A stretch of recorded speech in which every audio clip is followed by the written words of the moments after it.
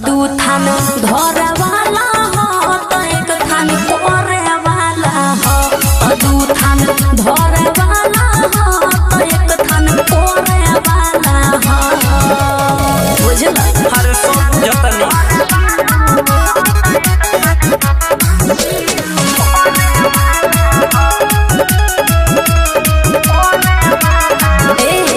सुनी के बात काहे होला कोनो फ्यूज। चलो देखा ही ज्यादा होला कौन न्यूज। झूठो के हमरा तो होलू नाराज हो। अच्छा वो ना बोलन तो के जान गई आज हो। का जानता बा बोलो सुनी के बात काहे होला कोनो फ्यूज। चलो देखा ही ज्यादा होला कौन न्यूज। झूठो के हमरा तो होलू नाराज हो।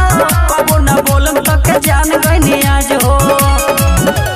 कोरल हिफाजत ढेर ढेर दिन ले ओवे वाला हो।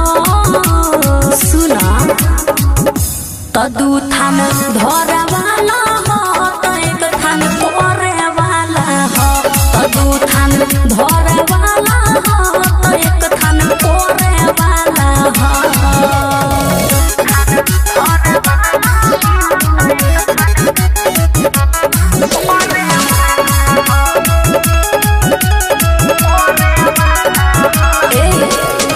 रमजीत बबुआ ना झोरिया कर पानी जाके दुकानी पे हम किनले बानी। अच्छा स्वभाव तहर अच्छा व्यवहार हो। लगता हमरो से बड़ू होशियार हो। सुनो भीमलालो यादव ना झोरिया कर पानी जाके दुकानी पे हम किनले बानी। अच्छा स्वभाव तहर अच्छा व्यवहार हो।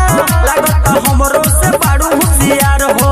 और सुनो कोब चोरे वाला कोब तोरे वाला हो।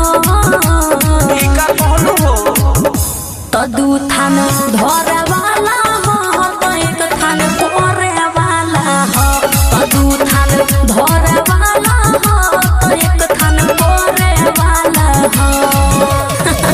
अरे का पूछला अरे बुझ गई।